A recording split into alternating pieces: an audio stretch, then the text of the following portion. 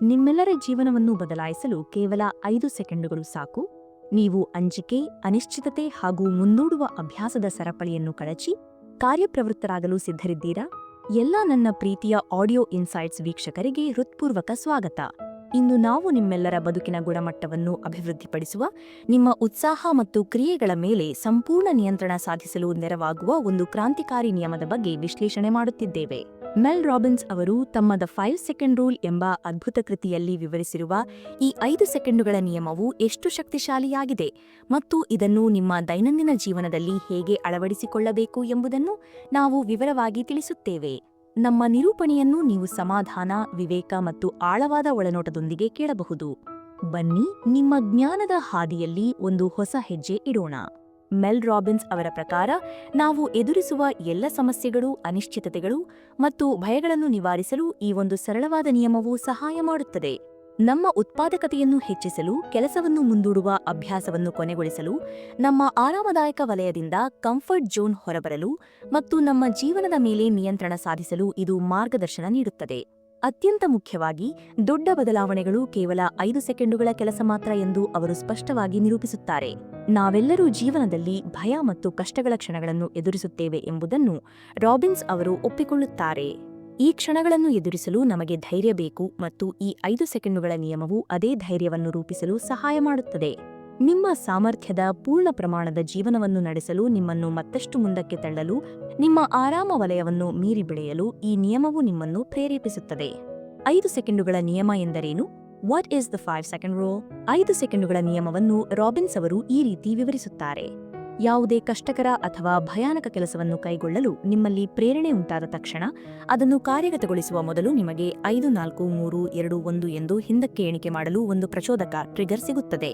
ಆ ಎಣಿಕೆ ಮುಗಿದ ತಕ್ಷಣ ನೀವು ತಕ್ಷಣವೇ ದೈಹಿಕವಾಗಿ ಆ ಕ್ರಿಯೆಯನ್ನು ಪ್ರಾರಂಭಿಸಬೇಕು.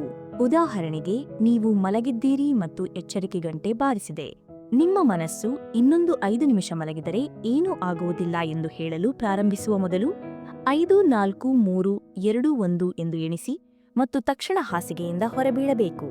ನೀವು ಆಲೋಚಿಸಲು ಅಥವಾ ಹಿಂಜರಿಯಲು ಶುರು ಮಾಡಿದರೆ, ನಿಮ್ಮ ಮೆದುಳು ತಕ್ಷಣ ಆ ಕ್ರಿಯೆಯನ್ನು ನಿಲ್ಲಿಸಲು ನಕಾರಾತ್ಮಕ ಕಾರಣಗಳನ್ನು ನೀಡಲು ಪ್ರಾರಂಭಿಸುತ್ತದೆ. ನೀವು ಆ ಕ್ರಿಯೆಯನ್ನು 5 ಸೆಕೆಂಡುಗಳಿಗಿಂತ ಕಡಿಮೆ ಅವಧಿಯಲ್ಲಿ ಪ್ರಾರಂಭಿಸಿದರೆ, ನಿಮ್ಮ ಮನಸ್ಸು ತಡೆಯುವ ಮೊದಲು ನೀವು ಕಾರ್ಯಪ್ರವೃತ್ತರಾಗುತ್ತೀರಿ.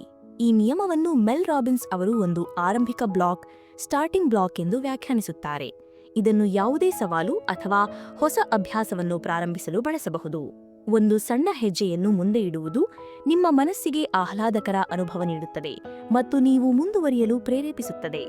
ಈ ರೀತಿ ಸಣ್ಣ ಕೆಲಸಗಳಿಗಾಗಿ ನಿಮ್ಮನ್ನು ತಳ್ಳುವುದು ನಿಮ್ಮ ಆತ್ಮವಿಶ್ವಾಸ ಮತ್ತು ಉತ್ಪಾದಕತೆಯಲ್ಲಿ ಒಂದು ಸರಪಳಿ ಪ್ರತಿಕ್ರಿಯೆಯನ್ನು, ಚೈನ್ ರಿಯಾಕ್ಷನ್ ಸೃಷ್ಟಿಸುತ್ತದೆ. ಪ್ರೇರಣೆ ಒಂದು ಮಿಥ್ಯೆ. ಮೋಟಿವೇಶನ್ ಇಸ್ ಅ ಮಿತ್. ಮೆಲ್ ರಾಬಿನ್ಸ್ ಅವರು ಪ್ರೇರಣೆಯ ಬಗ್ಗೆ ಇರುವ ಸಾಮಾನ್ಯ ತಪ್ಪು ಕಲ್ಪನೆಯನ್ನು ಮುರಿಯಲು ಪ್ರಯತ್ನಿಸುತ್ತಾರೆ. ಕಾರ್ಯನಿರ್ವಹಿಸಲು ನಿಮಗೆ ಪ್ರೇರಣೆ ಬೇಕು ಎಂಬ ನಂಬಿಕೆ ಇದೆ, ಆದರೆ ವಾಸ್ತವವಾಗಿ ಮಾಡಬೇಕಾದ ಕೆಲಸಗಳನ್ನು ಮಾಡಲು ನಾವು ಎಂದಿಗೂ ಪ್ರೇರಿತರಾಗಿರುವುದಿಲ್ಲ. ಜೀವನದಲ್ಲಿ ಮುಂದುವರಿಯಲು ಮತ್ತು ಸುಧಾರಣೆ ತರಲು ಕೇವಲ ಒಂದೇ ದಾರಿ ಇದೆ, ಅದುವೇ ಕಾರ್ಯಪ್ರವೃತ್ತಿ. ನಿಮಗೆ ಪ್ರೇರಣೆ ಇದೆಯೋ ಇಲ್ಲವೋ, ನೀವು ಕಾರ್ಯವನ್ನು ಪ್ರಾರಂಭಿಸಲೇಬೇಕು. 5 ಸೆಕೆಂಡುಗಳ ನಿಯಮವನ್ನು ಬಳಸುವುದರಿಂದ ನೀವು ನಿಮ್ಮ ಸ್ವಂತ ಇಚ್ಛೆಯ ಮೇಲೆ ಮತ್ತು ನಿಮ್ಮ ಜೀವನದ ಮೇಲೆ ನಿಯಂತ್ರಣ ಸಾಧಿಸುತ್ತಿದ್ದೀರಿ ಎಂಬ ಭಾವನೆ ಹೆಚ್ಚಾಗುತ್ತದೆ. ಈ ನಿಯಮವು ವಿಷಯಗಳನ್ನು ಸುಲಭಗೊಳಿಸುವುದರ ಬಗ್ಗೆ ಇಲ್ಲ, ಏಕೆಂದರೆ ಅದು ಅಸಾಧ್ಯ. ಬದಲಿಗೆ ಇದು ಕಾರ್ಯವನ್ನು ಪ್ರಾರಂಭಿಸುವುದು ಮತ್ತು ನಿಮ್ಮನ್ನು ಮುಂದಕ್ಕೆ ತಳ್ಳುವುದರ ಕುರಿತಾಗಿದೆ. ನಾವು ಸಾಮಾನ್ಯವಾಗಿ ದೊಡ್ಡ ನಿರ್ಣಯಗಳನ್ನು ಮಾತ್ರ ನಮ್ಮ ಜೀವನವನ್ನು ವ್ಯಾಖ್ಯಾನಿಸುತ್ತವೆ ಎಂದು ಭಾವಿಸುತ್ತೇವೆ. ಆದರೆ ನಮ್ಮ ಜೀವನವನ್ನು ನಿರ್ಧರಿಸುವುದು ನಾವು ಪ್ರತಿದಿನ ತೆಗೆದುಕೊಳ್ಳುವ ಸಣ್ಣ ಸಣ್ಣ ಹೆಜ್ಜೆಗಳು. ಈ ಸಣ್ಣ ವಿಷಯಗಳ ಬಗ್ಗೆ ನೀವು 5 ಸೆಕೆಂಡುಗಳ ಕಾಲ ಯೋಚಿಸಲು ನಿಂತರೆ, ಹೆಚ್ಚಾಗಿ ನೀವು ಆ ಕ್ರಿಯೆಯನ್ನು ಕೈಗೊಳ್ಳುವುದಿಲ್ಲ. ಆ ಕೆಲಸ ಚಿಕ್ಕದಾಗಿದೆ ಎಂದು ನಾವು ಅದನ್ನು ನಂತರಕ್ಕೆ ಮುಂದೂಡುತ್ತೇವೆ. ಆದರೆ ಈ ಸಣ್ಣ ಹೆಜ್ಜೆಗಳೇ ಕಾಲಾನಂತರದಲ್ಲಿ ದೊಡ್ಡ ಫಲಿತಾಂಶಗಳನ್ನು ನೀಡುತ್ತವೆ. ಈ ಮುಂದೂಡುವ ಅಭ್ಯಾಸ, ಪ್ರೊಕ್ರಾಸ್ಟಿನೇಷನ್, ನಮ್ಮೆಲ್ಲರಲ್ಲಿದೆ ಮತ್ತು ಇದು ನಮ್ಮನ್ನು ಕ್ರಿಯೆಗಳಿಂದ ತಡೆಯುತ್ತದೆ. ಇದನ್ನು ನಿಲ್ಲಿಸಲು ಮತ್ತು ಆ ಕೆಲಸವನ್ನು ಮಾಡಿ ಮುಗಿಸಲು ಇರುವ ಏಕೈಕ ಮಾರ್ಗವೆಂದರೆ 5 ಸೆಕೆಂಡುಗಳ ನಿಯಮ. ನಿಯಮವನ್ನು ಅನ್ವಯಿಸುವುದು ಹೇಗೆ? How to apply the rule. ಈ ನಿಯಮದ ಬಳಕೆ ಬಹಳ ಸರಳವಾಗಿದೆ. ನೀವು ಯಾವುದೇ ಹೊಸ ಆಲೋಚನೆ ಅಥವಾ ನಿರ್ಧಾರದ ಪ್ರಚೋದನೆಯನ್ನು ಅನುಭವಿಸಿದಾಗ, ನೀವು 5, 4, 3, 2, 1 ಎಂದು ಹಿಂದಕ್ಕೆ ಎಣಿಸಿ. ಈ ಎಣಿಕೆ ಪೂರ್ಣಗೊಂಡ ತಕ್ಷಣ ನೀವು ತಕ್ಷಣವೇ ದೈಹಿಕ ಕ್ರಿಯೆಯನ್ನು ಪ್ರಾರಂಭಿಸಬೇಕು. ಇಲ್ಲಿ ಮುಖ್ಯವಾದ ಅಂಶವೆಂದರೆ ನಿಮ್ಮ ಗಮನವನ್ನು ನೀವು ತೆಗೆದುಕೊಳ್ಳಬೇಕಾದ ನಿರ್ಧಾರ ಅಥವಾ ಕ್ರಿಯೆಯ ಮೇಲೆ ಕೇಂದ್ರೀಕರಿಸಬೇಕು. ನಿಮ್ಮ ಮನಸ್ಸು ಅನಿಶ್ಚಿತತೆ ಅಥವಾ ಭಯವನ್ನು ಅನುಭವಿಸುತ್ತಿದ್ದರೂ ನೀವು ಎಣಿಕೆಯನ್ನು ಪ್ರಾರಂಭಿಸಿ ಮತ್ತು ಕಾರ್ಯವನ್ನು ಶುರುಮಾಡಿ. ನೀವು ಕ್ರಿಯೆಯನ್ನು ಪ್ರಾರಂಭಿಸಿದ ತಕ್ಷಣವೇ ನಿಮ್ಮ ಮನಸ್ಥಿತಿ ಬದಲಾಗುತ್ತದೆ. ನೀವು ಕ್ರಿಯೆಗೆ ಸಿದ್ಧರಾಗಿರುತ್ತೀರಿ.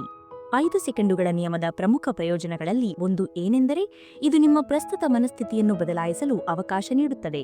ಅದು ಹಳೆಯ ಅಭ್ಯಾಸವನ್ನು ತೊರೆಯುವುದಿರಲಿ ಅಥವಾ ಹೊಸ ಅಭ್ಯಾಸವನ್ನು ಪ್ರಾರಂಭಿಸುವುದಿರಲಿ, ನೀವು ಕಾರ್ಯಪ್ರವೃತ್ತರಾಗುತ್ತೀರಿ ಮತ್ತು ಬಯಸಿದ ವ್ಯಕ್ತಿಯಾಗಿ ಬೆಳೆಯುತ್ತೀರಿ. ಈ ನಿಯಮದ ಇನ್ನೊಂದು ಪ್ರಮುಖ ಉದ್ದೇಶವೆಂದರೆ ನಿಮ್ಮ ಮನಸ್ಸಿನಲ್ಲಿ ನಕಾರಾತ್ಮಕತೆಯನ್ನು ಹೊರಹಾಕಲು ಮತ್ತು ಸಕಾರಾತ್ಮಕತೆಯನ್ನು ಆಹ್ವಾನಿಸಲು ನಿಮ್ಮ ಆಂತರಿಕ ಚಾಲಕ ಶಕ್ತಿಯ ಮೇಲೆ ಸಂಪೂರ್ಣ ನಿಯಂತ್ರಣ ಸಾಧಿಸಲು ನಿಮಗೆ ಅನುವು ಮಾಡಿಕೊಡುವುದು. ಅಂತಿಮವಾಗಿ, ಈ ನಿಯಮವು ನಿಮ್ಮ ಗುರಿಗಳನ್ನು ತಲುಪಲು, ನಿಮ್ಮ ಭಯವನ್ನು ಎದುರಿಸಲು, ಆತ್ಮವಿಶ್ವಾಸವನ್ನು ಹೆಚ್ಚಿಸಲು ಮತ್ತು ಮುಂದೂಡುವ ಅಭ್ಯಾಸವನ್ನು ಕೊನೆಗೊಳಿಸಲು ನೆರವಾಗುವ ಮೂಲಕ ನೀವು ಒಬ್ಬ ಧೈರ್ಯಶಾಲಿ ವ್ಯಕ್ತಿಯಾಗಲು ಹೇಳುತ್ತದೆ. ಧೈರ್ಯಶಾಲಿಗಳಾಗಿರಿ, ಬಿ ಕರೇಜಸ್. ಧೈರ್ಯವನ್ನು ಕಂಡುಕೊಳ್ಳುವುದು ಅತ್ಯುತ್ತಮ ಮತ್ತು ಕಡಿಮೆ ಸಾಮಾನ್ಯವಾದ ಕೆಲಸವಾಗಿದೆ. ನಾವೆಲ್ಲರೂ ಭಯ ಮತ್ತು ಅನಿಶ್ಚಿತತೆಯನ್ನು ಎದುರಿಸಬೇಕಾಗುತ್ತದೆ. ಪ್ರತಿಯೊಬ್ಬರ ಭಯವೂ ಭಿನ್ನವಾಗಿರಬಹುದು, ಆದರೆ ಅವು ಮೂಲಭೂತವಾಗಿ ಪರಸ್ಪರ ಹೆಚ್ಚು ವಿಭಿನ್ನವಾಗಿರುವುದಿಲ್ಲ. ನಿಮ್ಮೊಳಗಿನ ಧೈರ್ಯವನ್ನು ಅನ್ಲಾಕ್ ಮಾಡಲು 5 ಸೆಕೆಂಡುಗಳ ನಿಯಮವನ್ನು ಬಳಸುವುದರಿಂದ ನೀವು ಜೀವನದಲ್ಲಿ ಹೆಚ್ಚು ಪ್ರಬುದ್ಧ ಮತ್ತು ಉತ್ತಮ ಆಯ್ಕೆಗಳನ್ನು ಮಾಡಲು ಸಾಧ್ಯವಾಗುತ್ತದೆ. ಧೈರ್ಯ ಎಂಬುದು ಕಷ್ಟಕರವಾದ ಕೆಲಸವನ್ನು ಮಾಡಿದಾಗ, ನಿಲ್ಲಬೇಕಾದಲ್ಲಿ ನಿಂತಾಗ, ಧ್ವನಿ ಎತ್ತಿದಾಗ ಅಥವಾ ಕೈ ಎತ್ತಿ ಮುಂದೆ ಬಂದಾಗ ಅನುಭವಿಸುವ ಒಂದು ಭಾವನೆ. ಅದು ಕಷ್ಟಕರ, ಭಯಾನಕ ಅಥವಾ ಅನಿಶ್ಚಿತವಾಗಿದ್ದರೂ ಸಹ. ಧೈರ್ಯವು ಕೆಲವು ಜನರಲ್ಲಿ ಇರುತ್ತದೆ ಮತ್ತು ಕೆಲವರಲ್ಲಿ ಇರುವುದಿಲ್ಲ ಎನ್ನುವುದು ಸುಳ್ಳು. ಧೈರ್ಯ ಎಲ್ಲರಲ್ಲಿದೆ. ಅದನ್ನು ಕಂಡುಹಿಡಿಯಲು ನಾವು ಸ್ವಲ್ಪ ಕೆಲಸ ಮಾಡಬೇಕಾಗಿದೆ. ನಮ್ಮೊಳಗೆ ಇರುವ ಆ ಶಕ್ತಿಯನ್ನು ನಾವು ಯಾವಾಗ ಬೇಕಾದರೂ ಬಳಸಬಹುದು.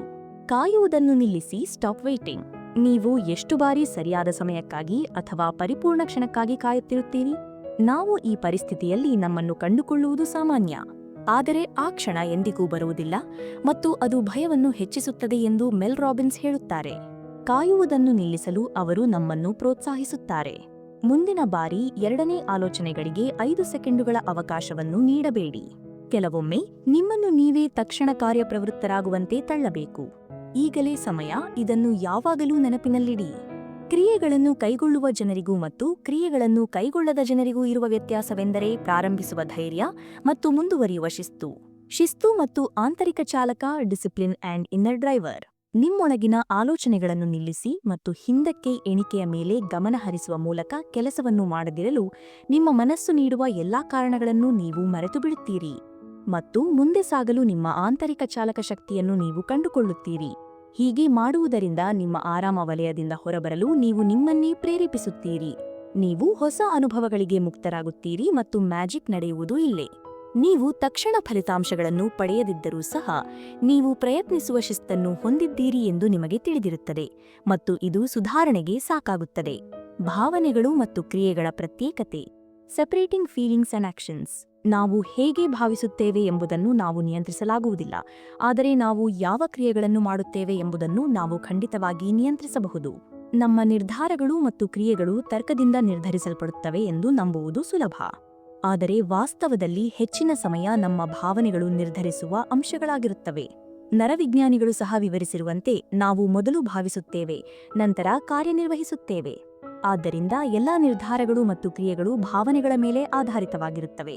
ನೀವು ಒಂದು ನಿರ್ದಿಷ್ಟ ಕೆಲಸವನ್ನು ಮಾಡುವ ಮನಸ್ಥಿತಿಯಲ್ಲಿಲ್ಲ ಎಂದು ನಿಮಗೆ ಅನಿಸಿದರೂ ಸಹ ಆ ಭಾವನೆಯನ್ನು ಮೀರಿ ಕಾರ್ಯವನ್ನು ಮಾಡಬೇಕು. ಸರಿಯಾದ ಮನಸ್ಥಿತಿಗಾಗಿ ನಾವು ಕಾಯಲು ಸಾಧ್ಯವಿಲ್ಲ. ನಾವು ಕಷ್ಟಕರವಾದ ನಿರ್ಧಾರಗಳನ್ನು ಎದುರಿಸಿದಾಗ ನಾವು ಆ ನಿರ್ಧಾರಗಳ ಬಗ್ಗೆ ಹೇಗೆ ಭಾವಿಸುತ್ತೇವೆ ಎಂಬುದರತ್ತ ಗಮನ ಹರಿಸುವ ಅಭ್ಯಾಸ ನಮಗಿದೆ. ನಮ್ಮ ಮೆದುಳಿಗೆ ತಾರ್ಕಿಕವಾಗಿ ಯಾವ ಕ್ರಿಯೆಗಳನ್ನು ಮಾಡಬೇಕು ಎಂದು ತಿಳಿದಿದ್ದರೂ ನಮ್ಮ ಭಾವನೆಗಳು ಸಾಮಾನ್ಯವಾಗಿ ತರ್ಕವನ್ನು ಮೀರಿಸುತ್ತವೆ ಮತ್ತು ನಾವು ನಮ್ಮ ಭಾವನೆಗಳಿಗೆ ಕಿವಿಗೊಡುತ್ತೇವೆ. ನಿರ್ಧಾರಗಳನ್ನು ತೆಗೆದುಕೊಳ್ಳುವಾಗ ನಮ್ಮ ಗುರಿಗಳು ನಮ್ಮ ಮನಸ್ಸಿನಲ್ಲಿ ಸ್ಪಷ್ಟವಾಗಿರಬೇಕು, ಏಕೆಂದರೆ ನಾವು ನಮ್ಮ ಭಾವನೆಗಳನ್ನು ನಿಗ್ರಹಿಸಿದಾಗ ಕ್ರಿಯೆಯ ಹಿಂದಿನ ತರ್ಕವನ್ನು ನಾವು ಮರೆತು ಬಿಡುತ್ತೇವೆ. ನೀವು ಉತ್ತಮ ಭಾವನೆಯನ್ನು ಹೊಂದಿರುವಾಗ ಮಾತ್ರ ಕೆಲಸ ಮಾಡಿದರೆ ನೀವು ಬಯಸಿದ್ದನ್ನು ಎಂದಿಗೂ ಸಾಧಿಸುವುದಿಲ್ಲ. ನೀವು ಕ್ರಿಯೆಗಳು ಮತ್ತು ನಿಮ್ಮ ಭಾವನೆಗಳನ್ನು ಪ್ರತ್ಯೇಕಿಸಲು ಕಲಿಯಲೇಬೇಕು. ನಿಮ್ಮ ಕಾರ್ಯಪಟ್ಟಿಯನ್ನು ಟು ಡೂ ಲಿಸ್ಟ್ ಪೂರ್ಣಗೊಳಿಸಲು ನಿಮಗೆ ಮನಸ್ಸು ಇಲ್ಲದಿದ್ದರೆ ನೀವು ಅದನ್ನು ಮಾಡುವುದಿಲ್ಲ. ಆದರೆ ಕೇವಲ 5, 4, 3, 2, 1 ಎಂದು ಎಣಿಕೆ ಮಾಡುವುದರಿಂದ ನೀವು ನಿಮ್ಮನ್ನು ಪ್ರಾರಂಭಿಸಲು ಒತ್ತಾಯಿಸುತ್ತೀರಿ. ತಕ್ಷಣ ಪ್ರಾರಂಭಿಸಿ. Breakup challenge. Start now. The breakup challenge. ಕಾರ್ಯವನ್ನು ಪ್ರಾರಂಭಿಸಲು ಅತ್ಯಂತ ಸರಿಯಾದ ಮಾರ್ಗವೆಂದರೆ ಈಗಲೇ ಪ್ರಾರಂಭಿಸುವುದು. ಬ್ರೇಕಪ್ ಚಾಲೆಂಜ್ನೊಂದಿಗೆ ಪ್ರಾರಂಭಿಸುವುದು ಒಂದು ಸರಳ ಸವಾಲಾಗಿದೆ, ಆದರೆ ಅದು ನಿಮ್ಮ ದಿನ ಮತ್ತು ನಿಮ್ಮ ಜೀವನದ ಮೇಲೆ ಗಣನೀಯ ಪರಿಣಾಮ ಬೀರುತ್ತದೆ. ನಿಮ್ಮ ಅಲಾರಾಂ ಅನ್ನು ನಿಮ್ಮ ಸಾಮಾನ್ಯ ಸಮಯಕ್ಕಿಂತ 30 ನಿಮಿಷಗಳ ಮೊದಲು ಹೊಂದಿಸಿ. ಅಲಾರಾಂ ಬಾರಿಸಿದ ತಕ್ಷಣ 5 4 3 2 1 ಎಂದು ಎಣಿಸಿ ಮತ್ತು ಹಾಸಿಗೆಯಿಂದ ಹೊರಬೀಳಿರಿ. ಆಲೋಚನೆಗಳಿಗೆ ಜಾಗ ನೀಡದೆ ಹಾಸಿಗೆಯಿಂದ ತಕ್ಷಣ ಎದ್ದು ನಿಲ್ಲುವುದರಿಂದ ನೀವು ನಿರ್ಣಯದೊಂದಿಗೆ ಆ ದಿನವನ್ನು ಎದುರಿಸುತ್ತೀರಿ ಎಂದರ್ಥ. ಬೆಳಗಿನ ಜಾವದ ಈ ಸಮಯವನ್ನು ರಾಬಿನ್ಸ್ ಅವರು ಹೆಚ್ಚು ಮಾತನಾಡುತ್ತಾರೆ. ನಿಮ್ಮ ದಿನದ ಒಂದು ಸರಳವಾದ ವಿಷಯವನ್ನು ನೀವು ಬದಲಾಯಿಸಲು ಸಾಧ್ಯವಾದರೆ ನೀವು ಯಾವುದನ್ನಾದರೂ ಬದಲಾಯಿಸಬಹುದು. ಬೆಳಿಗ್ಗೆ ನಿಮಗೆ ಹೇಗನ್ನಿಸುತ್ತದೆ ಎಂಬುದು ಇಲ್ಲಿ ಮುಖ್ಯವಲ್ಲ. ಸಕ್ರಿಯಗೊಳಿಸುವ ಶಕ್ತಿ, ಆಕ್ಟಿವೇಷನ್ ಎನರ್ಜಿ. ನೀವು ಒಂದು ಕೆಲಸವನ್ನು ಪ್ರಾರಂಭಿಸಲು ಪ್ರಯತ್ನಿಸುತ್ತಿರುವಾಗ ನಿಮಗೆ ಅದನ್ನು ಮಾಡಲು ಹೆಚ್ಚು ಶಕ್ತಿಯ ಅಗತ್ಯವಿದೆ. ಹಾಸಿಗೆಯಿಂದ ಹೊರಬರುವುದು ಸೇರಿದಂತೆ ಯಾವುದೇ ಕಾರ್ಯವನ್ನು ಪ್ರಾರಂಭಿಸಲು ನಿರಾಕರಿಸುವ ಆಯ್ಕೆ ನಿಮ್ಮ ಮನಸ್ಸಿಗೆ ಇರುವುದಿಲ್ಲ. ಆದರೆ ಒಮ್ಮೆ ನೀವು ಆ ಕ್ರಿಯೆಯನ್ನು ಪ್ರಾರಂಭಿಸಿದ ನಂತರ ಅದನ್ನು ಮುಂದುವರಿಸಲು ನಿಮಗೆ ಕಡಿಮೆ ಶಕ್ತಿಯ ಅಗತ್ಯವಿದೆ. ಆರಂಭಿಸುವುದೇ ದೊಡ್ಡ ಸವಾಲು. ವರ್ತನೆಯ ಬದಲಾವಣೆಗಳು ಮತ್ತು ಅನ್ವಯಗಳು. Behavioural changes and applications. ಆರೋಗ್ಯ, ಉತ್ಪಾದಕತೆ ಮತ್ತು ಮುಂದೂಡುವ ಅಭ್ಯಾಸ, ಪ್ರೊಕ್ರಾಸ್ಟಿನೇಷನ್ ಇವುಗಳ ಬಗ್ಗೆ ನೀವು ಆಗಾಗ ಕೇಳುವ ವಿಷಯಗಳು.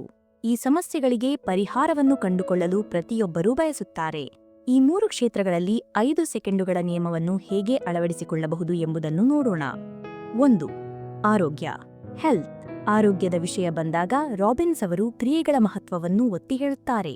ಆರೋಗ್ಯಕರವಾಗಿರುವ ಬಗ್ಗೆ ನೀವು ಕೇವಲ ಯೋಚಿಸಬಹುದು, ಆದರೆ ಅದು ನಿಮ್ಮನ್ನು ಎಲ್ಲಿಗೂ ಕೊಂಡೊಯ್ಯುವುದಿಲ್ಲ. ನೀವು ಕ್ರಿಯೆಯನ್ನು ಕೈಗೊಳ್ಳದಿದ್ದರೆ ಎಲ್ಲಾ ಯೋಜನೆಗಳು ಮತ್ತು ಕಾರ್ಯತಂತ್ರಗಳು ನಿಷ್ಪ್ರಯೋಜಕ. ಸುಲಭವಾದ ಕೆಲಸಗಳನ್ನು ಮಾಡಲು ಬಯಸುವ ಮನಸ್ಸನ್ನು ನೀವು ಒಪ್ಪಿಕೊಳ್ಳುವಿರಿ. ಆರೋಗ್ಯಕರವಾಗಿರುವುದರ ರಹಸ್ಯ ಸರಳವಾಗಿದೆ ಎಂದು ಅವರು ಅರಿತುಕೊಳ್ಳುತ್ತಾರೆ. ನಿಮಗೆ ಅದನ್ನು ಮಾಡಲು ಮನಸ್ಸಿಲ್ಲದಿದ್ದರೂ ಸಹ 5 4 3 2 1 ಎಂದು ಎಣಿಸಿ ಮತ್ತು ಪ್ರಾರಂಭಿಸಿ. ತೂಕ ಇಳಿಸಿಕೊಳ್ಳಲು ವ್ಯಾಯಾಮಕ್ಕೆ ಹೋಗುವುದು, ಓಟಕ್ಕೆ ಹೋಗುವುದು ಅಥವಾ ಆಹಾರ ಪದ್ಧತಿಯನ್ನು ಪ್ರಾರಂಭಿಸುವುದು ಇವೆಲ್ಲಕ್ಕೂ ಕ್ರಿಯೆ ಅಗತ್ಯ. ಇವುಗಳನ್ನು ಮಾಡಲು ನಿಮಗೆ ಎಂದಿಗೂ ಇಷ್ಟವಾಗುವುದಿಲ್ಲ ಎಂಬುದು ವಾಸ್ತವ. ಆದ್ದರಿಂದ ಸರಿಯಾದ ಭಾವನೆಗಳಿಗಾಗಿ ಕಾಯುವುದನ್ನು ನಿಲ್ಲಿಸಿ, ಏಕೆಂದರೆ ಸರಿಯಾದ ಸಮಯ ಎಂದಿಗೂ ಬರುವುದಿಲ್ಲ. ದೈಹಿಕ ಸಾಮರ್ಥ್ಯದ ಗುರಿಗಳನ್ನು ಸಾಧಿಸಲು ಒಂದೇ ಮಾರ್ಗವಿದೆ, ಅದು ಕಾರ್ಯರೂಪಕ್ಕೆ ತರುವುದು. ಜಿಮ್ಗೆ ಹೋಗಲು, ಆರೋಗ್ಯಕರ ಆಹಾರವನ್ನು ತಯಾರಿಸಲು ಅಥವಾ ಹೊಸ ಆಹಾರ ಪದ್ಧತಿಯನ್ನು ಪ್ರಾರಂಭಿಸಲು ನೀವು ತಕ್ಷಣವೇ 5 ಸೆಕೆಂಡುಗಳ ನಿಯಮ ಬಳಸಬೇಕು. 2. ಉತ್ಪಾದಕತೆ, ಪ್ರೊಡಕ್ಟಿವಿಟಿ. ಉತ್ಪಾದಕತೆಯು ಜನರು ಎದುರಿಸುವ ಅತ್ಯಂತ ಸಾಮಾನ್ಯ ಸಮಸ್ಯೆಗಳಲ್ಲಿ ಒಂದಾಗಿದೆ. ಪ್ರತಿಯೊಬ್ಬರೂ ಉತ್ಪಾದಕತೆಯ ರಹಸ್ಯ ಪಾಕವಿಧಾನವನ್ನು ತಿಳಿದುಕೊಳ್ಳಲು ಬಯಸುತ್ತಾರೆ. ಆದರೆ ರಾಬಿನ್ಸ್ ಹೇಳುತ್ತಾರೆ, ಉತ್ಪಾದಕತೆಯನ್ನು ವಿವರಿಸುವ ಕೇವಲ ಒಂದೇ ಒಂದು ಪದವಿದೆ, ಅದು ಗಮನ, ಫೋಕಸ್. ಸಕ್ರಿಯವಾಗಿ ಉತ್ಪಾದಕವಾಗಲು ನೀವು ಕೆಲಸ ಮಾಡುತ್ತಿರುವ ನಿರ್ದಿಷ್ಟ ಕಾರ್ಯದ ಮೇಲೆ ಗಮನ ಹರಿಸುವ ಮೂಲಕ ಹೊರಗಿನ ಗೊಂದಲಗಳನ್ನು ನಿರ್ವಹಿಸಬೇಕು ಮತ್ತು ಹೊರಹಾಕಬೇಕು. ಆಗ ಮಾತ್ರ ನೀವು ನಿಮ್ಮ ಕೆಲಸವನ್ನು ಮಾಡಿ ಮುಗಿಸಲು ಸಾಧ್ಯವಾಗುತ್ತದೆ. ಮೊದಲಿಗೆ ಕೆಲಸದ ಮೇಲೆ ನಕಾರಾತ್ಮಕ ಪರಿಣಾಮ ಬೀರುವ ಗೊಂದಲದಂತಹ ವಿಷಯವು ಹೊರಗಿನಿಂದ ಬರುವುದಿಲ್ಲ ಎಂಬುದನ್ನು ನೀವು ಮೊದಲು ಗುರುತಿಸಬೇಕು ಎಂದು ರಾಬಿನ್ಸ್ ವಿವರಿಸುತ್ತಾರೆ. ಆದ್ದರಿಂದ ಈ ಅಡಚಣೆಗಳನ್ನು ಹೊರಹಾಕಲು ನೀವು ಏನು ಬೇಕಾದರೂ ಮಾಡಿ. ಅಧಿಸೂಚನೆಗಳನ್ನು, ನೋಟಿಫಿಕೇಷನ್ಸ್ ಆಫ್ ಮಾಡಿ. ಇಮೇಲ್ ಪರಿಶೀಲಿಸುವುದನ್ನು ನಿಲ್ಲಿಸಿ. ನಿಮ್ಮ ಕಚೇರಿ ಕೋಣೆಯ ಬಾಗಿಲು ಮುಚ್ಚಿ ಮತ್ತು ಕೆಲಸವನ್ನು ಮುಗಿಸಿ. ಇದು ನಿಮ್ಮ ಕೆಲಸವನ್ನು ಪೂರ್ಣಗೊಳಿಸುವುದರ ಮೇಲೆ ಕೇಂದ್ರೀಕರಿಸಲು ಮತ್ತು ಹೆಚ್ಚಿನ ಕೆಲಸವನ್ನು ಮಾಡಲು ಸಹಾಯ ಮಾಡುತ್ತದೆ. ಗಮನ ಮತ್ತು ಪ್ರಮುಖ ಕೆಲಸಗಳು. ನಿಮ್ಮ ಜೀವನದ ಮುಖ್ಯ ಗುರಿಗಳ ಮೇಲೆ ಕೇಂದ್ರೀಕರಿಸಿ, ಪ್ರತಿದಿನ ಅರ್ಥವಿಲ್ಲದ ಕೆಲಸಗಳನ್ನು ನಿಭಾಯಿಸುವ ಬದಲು ನಿಮ್ಮ ಜೀವನದ ಪ್ರಮುಖ ಕೆಲಸಗಳ ಮೇಲೆ ನೀವು ಗಮನಹರಿಸಬೇಕು. ರಾಬಿನ್ಸ್ ಅವರು ನಿಮ್ಮ ದೈನಂದಿನ ಜೀವನದಲ್ಲಿ ದಿನಚರಿಯನ್ನು, ರುಟೀನ್ ನಿರ್ಮಿಸಲು ಶಿಫಾರಸು ಮಾಡುತ್ತಾರೆ. ಇದು ನಿಮ್ಮ ಉತ್ಪಾದಕತೆಯನ್ನು ಸುಧಾರಿಸಲು ಮತ್ತು ನಿಮ್ಮ ಆಂತರಿಕ ಚಾಲಕ ಶಕ್ತಿಯನ್ನು ಕೇಳಲು ಸಹಾಯ ಮಾಡುತ್ತದೆ. ವ್ಯಾಯಾಮ ಮತ್ತು ಧ್ಯಾನವನ್ನು ಸೇರಿಸಿ. ನಿಮ್ಮ ಮನಸ್ಸಿಗೆ ಕೆಲಸದಿಂದ ವಿರಾಮ ನೀಡಲು ಸಹಾಯ ಮಾಡುವ ಮತ್ತು ಕೇವಲ ಪ್ರಮುಖ ವಿಷಯಗಳ ಮೇಲೆ ಹೇಗೆ ಗಮನಹರಿಸಬೇಕು ಎಂಬುದನ್ನು ಕಲಿಯಲು ಸಹಾಯ ಮಾಡುವಂತಹ ವಿಷಯಗಳನ್ನು ಮಾಡಿ.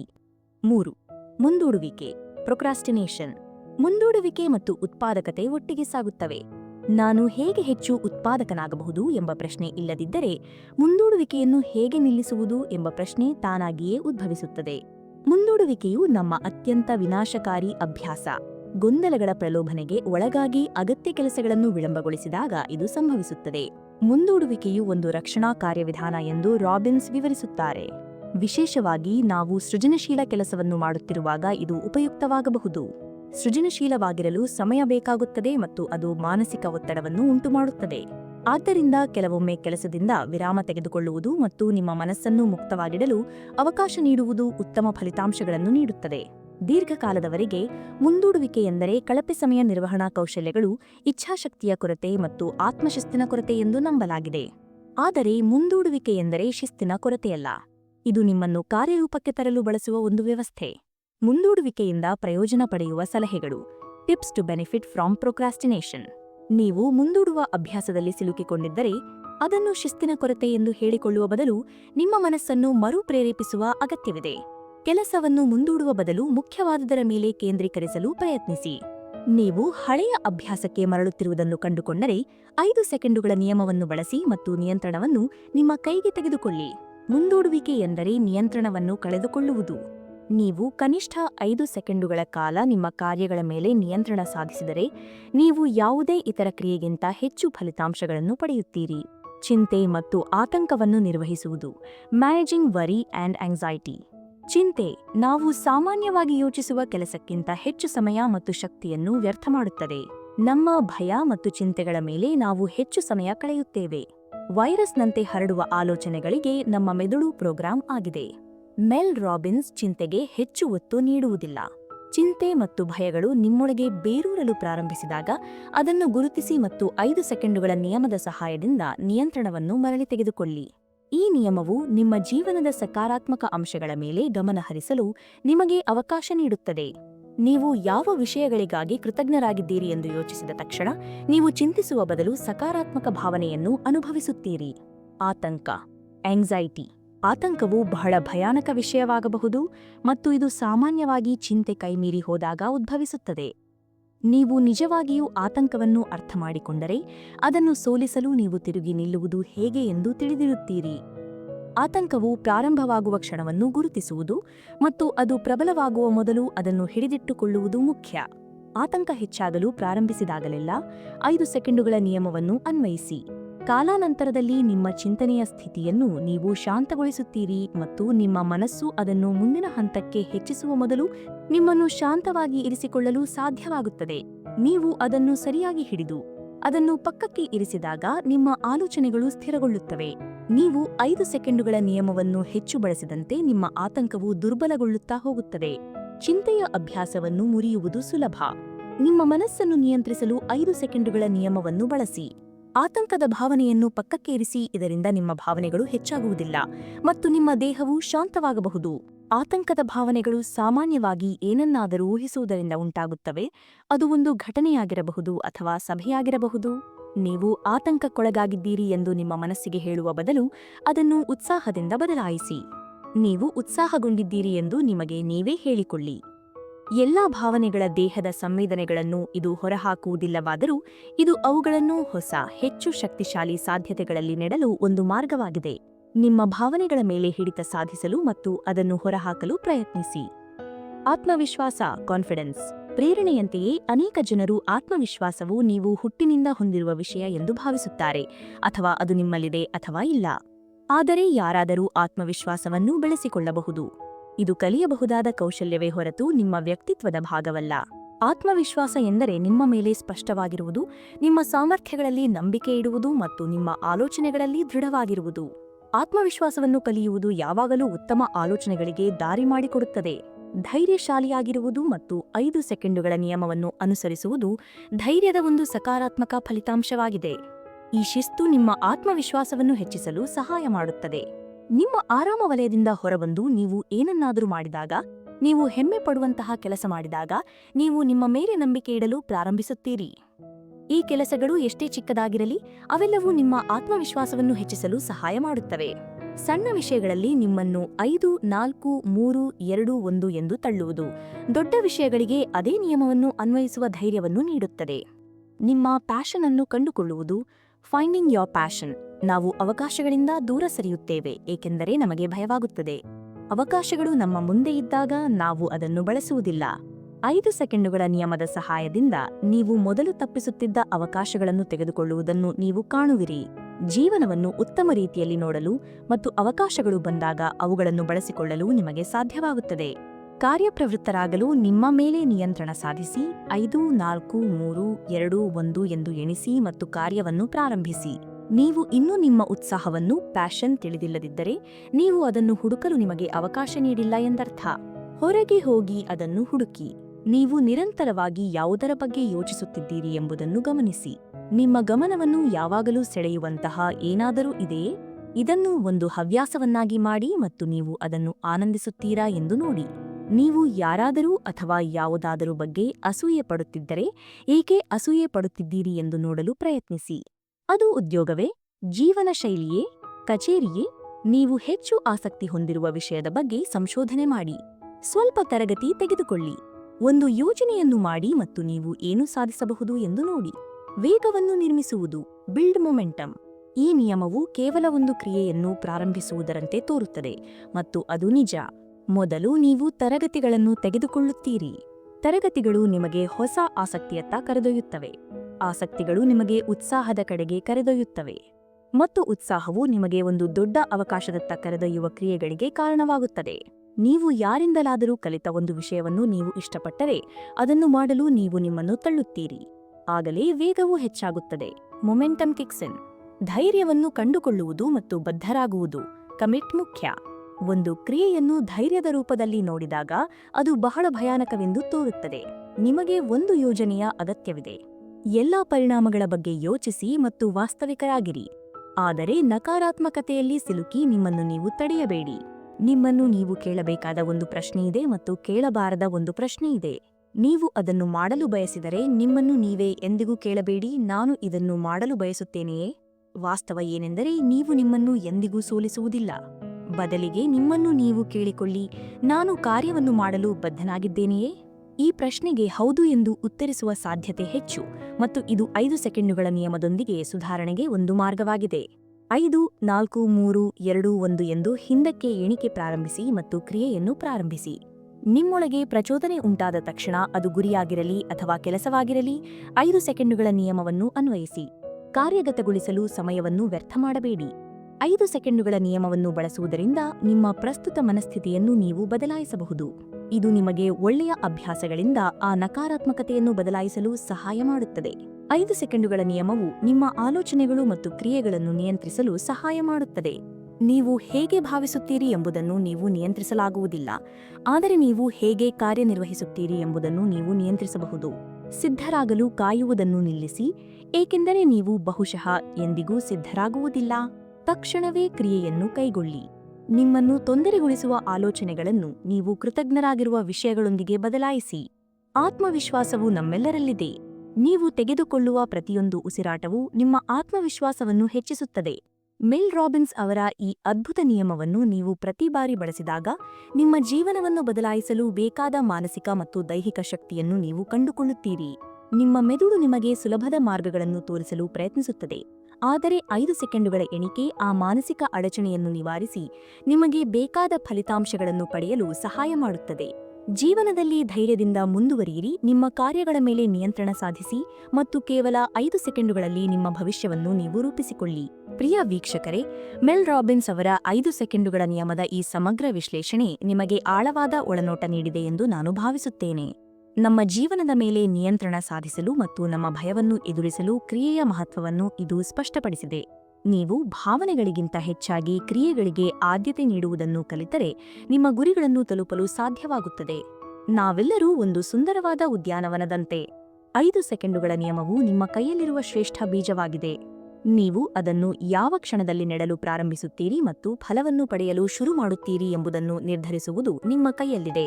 ನಿಮಗೆ ಈ ವಿಡಿಯೋ ಇಷ್ಟವಾಗಿದ್ದರೆ ದಯವಿಟ್ಟು ಲೈಕ್ ಬಟನ್ ಒತ್ತಿ, ನಿಮ್ಮ ಅನಿಸಿಕೆಗಳನ್ನು ಕಾಮೆಂಟ್ಗಳಲ್ಲಿ ಹಂಚಿಕೊಳ್ಳಿ ಮತ್ತು ನಮ್ಮ ಆಡಿಯೋ ಇನ್ಸೈಟ್ಸ್ ಚಾನೆಲ್ಗೆ ತಪ್ಪದೇ ಚಂದಾದಾರರಾಗಿ. ನಿಮ್ಮ ಪ್ರತಿಕ್ರಿಯೆ ನಮಗೆ ಮತ್ತಷ್ಟು ಉತ್ತಮವಾದ ವಿಷಯಗಳನ್ನು ನೀಡಲು ಸ್ಫೂರ್ತಿ ನೀಡುತ್ತದೆ. ಮತ್ತಷ್ಟು ಉತ್ತಮ ವಿಡಿಯೋಗಳೊಂದಿಗೆ ಶೀಘ್ರದಲ್ಲೇ ನಿಮ್ಮನ್ನು ಭೇಟಿಯಾಗುತ್ತೇನೆ. ಕೇಳಿದ್ದಕ್ಕಾಗಿ ಧನ್ಯವಾದಗಳು.